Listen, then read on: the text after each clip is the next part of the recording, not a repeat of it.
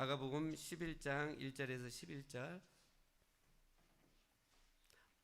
제가 생각하고 기대하는 것보다 더 많은 성도님들이 오셔가지고 좀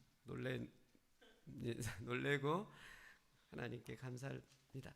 우리 마가복음 11장 1절에서 11절 말씀입니다. 제가 한 구절 읽고 여러분들이 한 구절 읽고 교독하시겠습니다. 그들이 예루살렘에 가까이 와서 감람산 벳바게와 베다니에 이르렀을 때 예수께서 제자 중 둘을 보내시며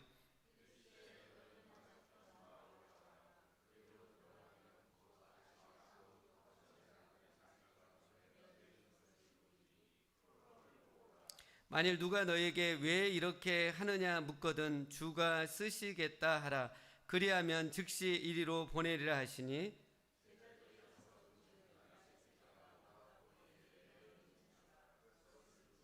거기 서 있는 사람 중 어떤 이들이 이르되 나귀 새끼를 풀어 무엇하려느냐 하며 나귀 새끼를 예수께로 끌고 와서 자기들의 겉옷을 그 위에 얹어 놓음에 예수께서 타시니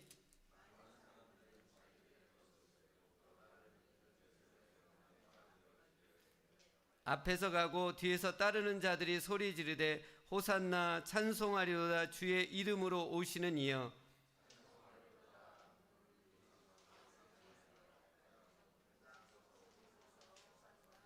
예수께서 예루살렘에 이르러 성전에 들어가사 모든 것을 둘러보시고 때가 이미 저물매 12 제자를 데리시고 베다니에 나가시니라. 아멘. 할렐루야. 이번 부활절 앞두고 저희가 침례식이 있다고 한 3, 4주부터 이렇게 광고를 했습니다. 저는 침례받을 사람이 확보한 다음에 이렇게 선포하고 한 것이 아니라 부활절에 침례를 받으면 하나님이 너무 기뻐하시겠다 그 믿음이 있었어요. 그래서 침례식을 한다라고 이렇게 광고를 했습니다. 근데 지난 금요일까지 한 분도 이렇게 이게 신청을 하지 않았어요. 받겠다고 생각했던 사람들이 이렇게 이번에 어렵겠다라고 해가지고 제 마음은 너무나 이게 초조했죠. 근데 지난주 금요일날 금요 예배 때 합심 기도할 때 이 기도 제목을 낼까 말까를 했어요. 합심 기도할 때 혹시 냈다가 기도했는데 침례식에 신청을 없으면 정말 덕이 안 되겠다 생각했는데 믿음으로 끝까지 해야겠다 해가지고 침례식에 신청하는 자가 있게 해달라고 기도를 했는데 감사하게도 어제 저녁에 신청자가 나왔습니다. 아름다운 구역에서 연락이 왔고 또 이렇게 신청할 사람들이 또 있어요. 그래서 함께 기도하실 때 하나님을 믿고 바라고 이게 손에 잡혀서 선포하는 게 아니에요. 믿음은 바라는 것들의 실상이에요. 그러니까 손에 잡혀 있지 않지만 하나님이 믿음을 주고 소망을 주면 선포하고 나갈 때 하나님의 기적은 그때 일어나는 것을 보게 됩니다. 이번 침례식 하는데 한 명이 확보가 됐기 때문에 침례식은 할 수 있습니다. 한 분 한 분이 너무 소중하기 때문에. 근데 함께 기도할 때 3명 이상 이번 침례 부활주일에 침례식을 가질 수 있도록 기도하시면 좋겠습니다.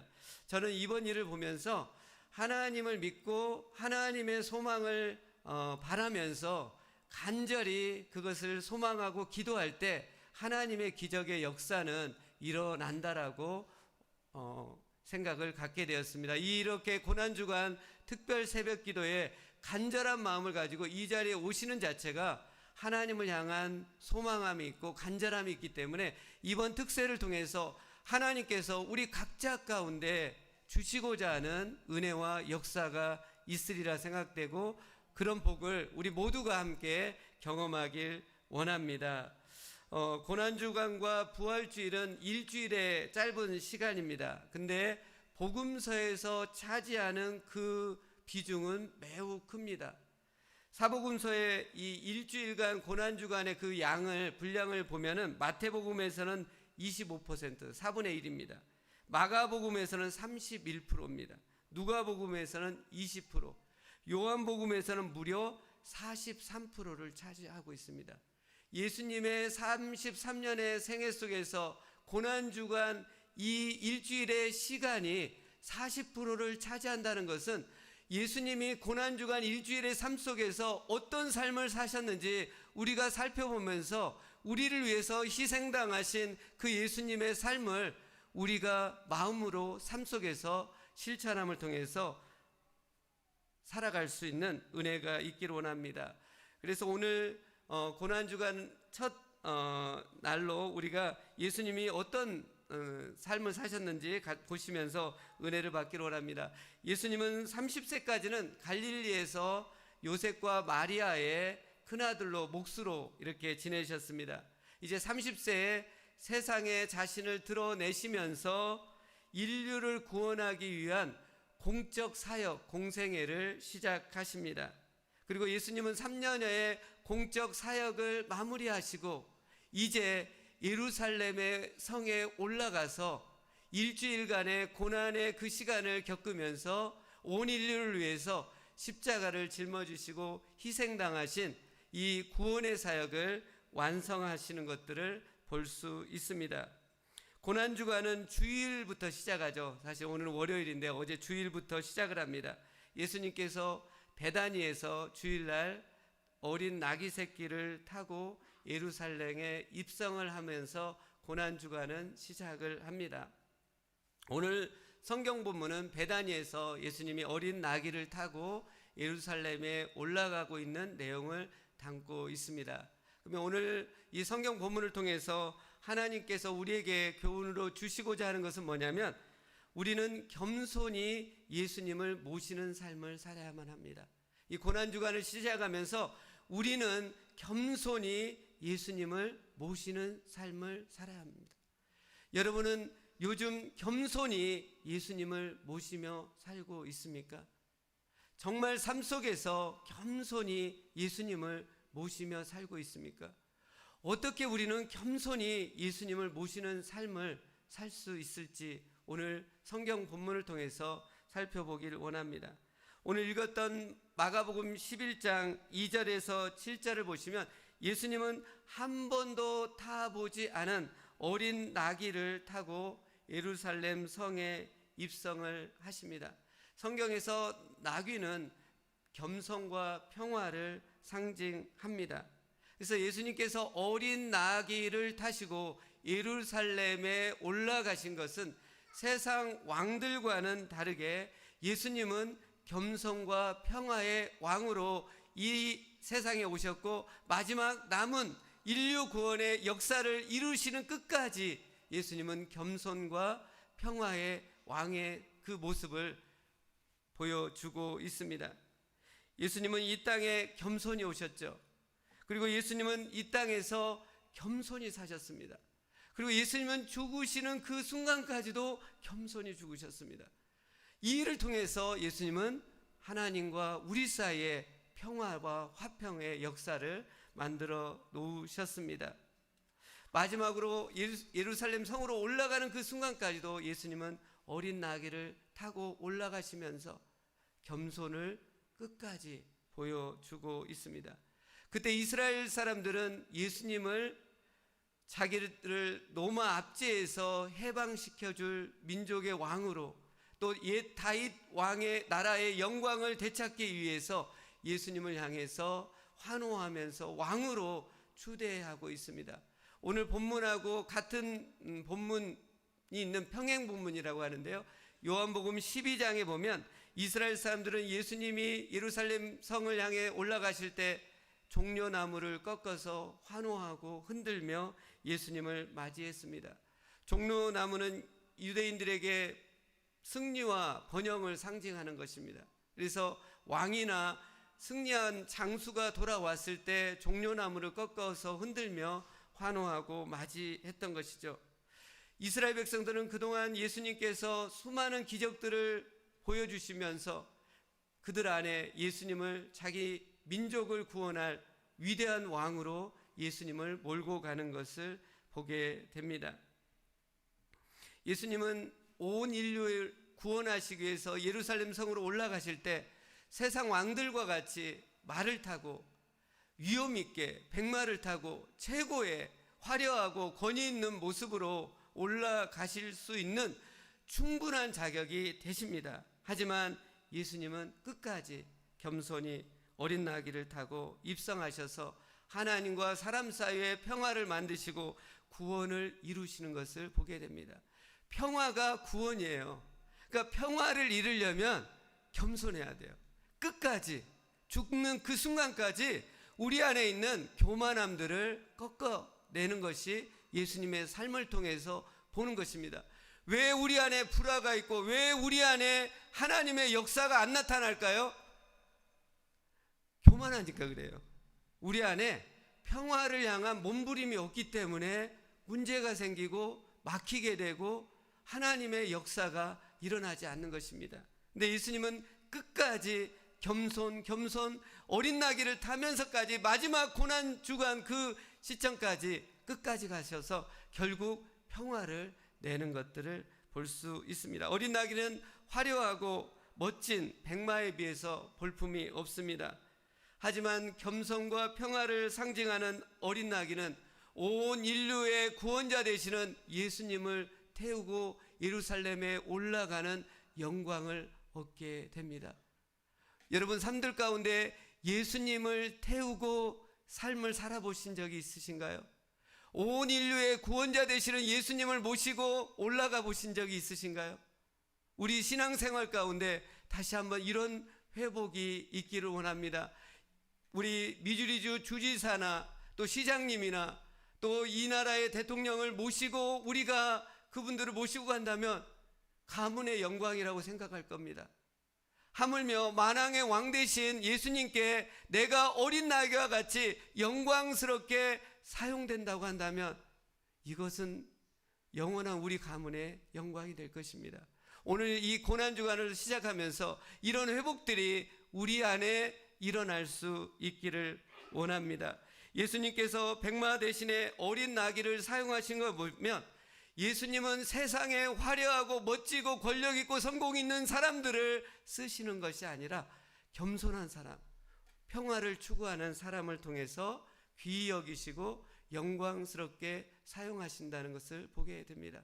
저는 우리 교회를 하나님이 쓰실 때 어떤 세상에 화려하고 멋지고 성공적이고 권력을 갖고 이런 것을 쓰시는 것이 아니라 우리 안에 겸손과 평화의 마음을 갖고 있다고 한다면 하나님의 역사는 그때 일어나는 것을 보게 됩니다. 고난주간을 지나면서 우리 안에 백마와 같은 태도로 교만하고 손익을 따지면서 계산하면서 이기적으로 예수님을 모시고 있다고 한다면 이 고난주간 시작하면서 백마와 같은 마음과 태도를 십자가에 못 박아 죽이는 그런 은혜가 있기를 원합니다. 다시 한번 어린아기와 같은 겸손한 마음, 평화의 마음을 우리 마음 가운데 회복할 수 있기를 원합니다. 여러분은 최근에 언제 겸손과 평화의 마음을 갖고 예수님을 모시고 산 적이 있으신가요? 예수님은 마태복음 25장에 지극히 작은 자로 우리 옆에 있다라고 말씀하고 있습니다. 예수님은 세상에 화려하고 성공하고 권력 있고 이런 것이 아니라 지극히 작은 자의 모습으로 우리 옆에 가까이 있다라고 말씀하고 있습니다. 마태복음 25장 40절에 임금이 대답하여 이르시되 내가 진실로 너희 중에 이르노니 너희가 여기 내 형제 중에 지극히 작은 자 하나에게 한 것이 곧 내게 한 것이니라.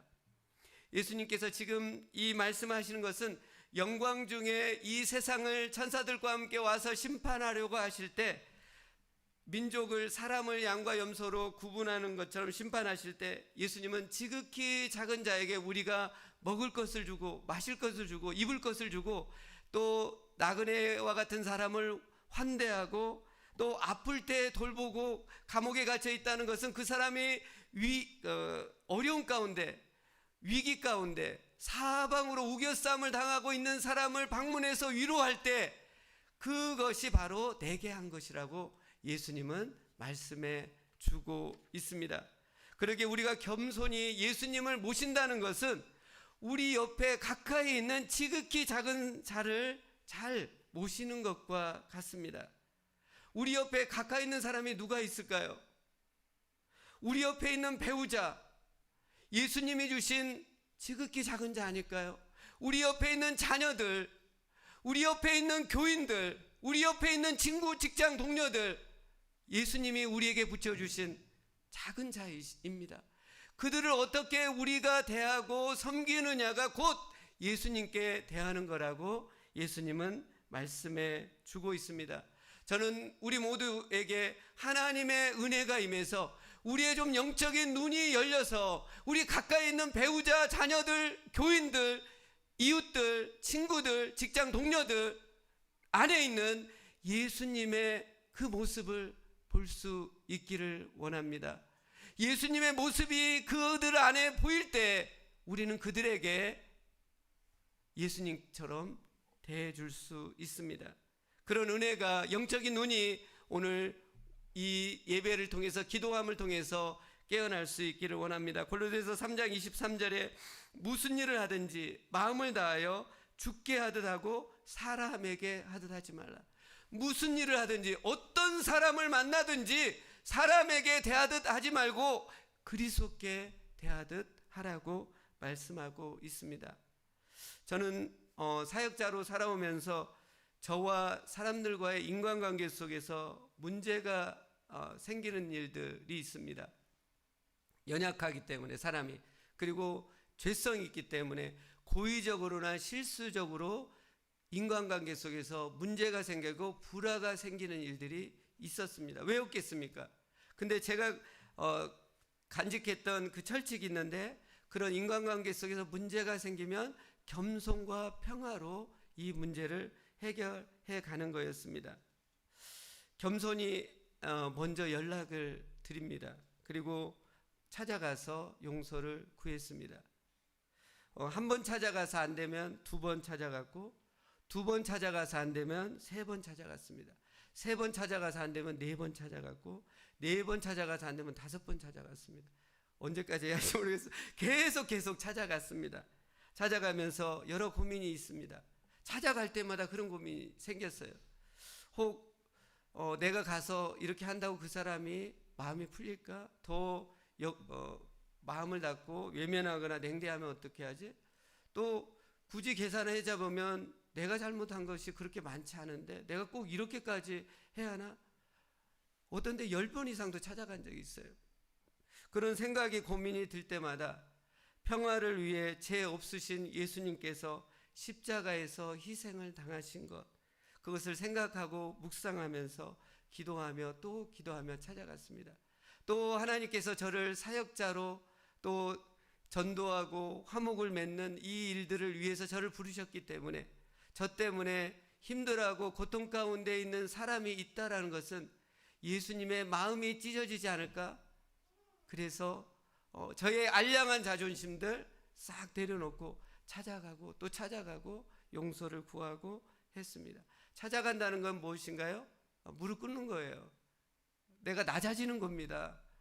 그리고 용서를 구하는 거죠. 네, 서로 간에 지금 잘잘못을 따지는 것이 아니라 나로 인해서 불화가 생긴 그곳에 나 때문에 옆 사람이 잠 못 이루고 고통 가운데 있는 그것을 안다고 한다면 우리가 예수님께 어떻게 예배할 수 있을까요? 기도가 어떻게 될 수 있을까요? 기도하려고 하다 보면 나 때문에 잠 못 자고 있는 그 사람이 생각나는데 성령께서 얼마나 마음을 아프게 하시는지 모릅니다. 그래서 그렇게 찾아가서 평화를 냈던 것을 보게 됩니다. 근데 그렇게 찾아가고 찾아갈 때마다, 매번 갈 때마다 긴장이 있고 어려움이 있었지만 만나고 돌아올 때마다 하나님께서 매번 100% 평화를 주고 평강을 허락해 주신 것을 경험하며 왔습니다. 예수님께서 이 세상에 육신으로 탄생하실 때 하늘의 군대와 천사들이 찬양하면서 하나님께 영광이요 땅에서는 평화라고 찬양을 했습니다. 예수님은 이 땅에 와서 평화를 이루심으로 하나님께 영광을 올려드렸습니다. 그리고 예수님은 우리에게 화목하게 하는, 화평하게 하는 평화의 직분을 우리에게 허락해 주셨습니다. 고린도후서 5장 17절 18절 말씀입니다. 그런즉 누구든지 그리스도 안에 있으면 새로운 피조물이라, 이전 것은 지나갔으니 보라 새 것이 되었도다. 모든 것이 하나님께로서 났으며 그가 그리스도로 말미암아 우리를 자기와 화목하게 하시고 또 우리에게 화목하게 하는 직분을 주셨으니. 사랑하는 성도 여러분, 새로운 피조물이라는 것만 강조하지 마시고 새로운 피조물이라, 그리스도 안에서 새로운 피조물이라 그 다음에 이어지는 게 뭔지 아십니까? 화목하는 직분을 주셨다는 것입니다. 새로운 피조물 된 우리가 피스메이커가 되었다라고 하나님이 그 직분을 주셨다라고 말씀하고 있습니다. 기분 좋고 마음 좋고 새로운 피조물이라는 것만 강조하지 마시고 새로운 피조물답게 우리는 피스메이커를, 그 직분을, 그 사명을 감당해야 합니다. 그러기에 우리가 그때 하나님께 영광이 되는 것입니다. 우리가 관계 속에서 피스메이커를 할 때 하나님께 영광이 되는 것이죠. 우리 삶의 현장에서, 가정에서, 또 교회에서, 학교에서, 일터에서 나를 통해서 관계 가운데 피스가 만들어질 때 하나님께 영광이 되고 그것을 하나님이 받으신다는 것입니다. 하나님이 그 영광을 받으실 때 하나님께서 우리 안에 놀라운 평화를 주시고 기쁨을 주시고 풍성한 은혜와 열매로 맺히게 해 주실 것입니다. 이 시간 한번 오늘 받은 말씀을 가지고 함께 기도했으면 좋겠습니다.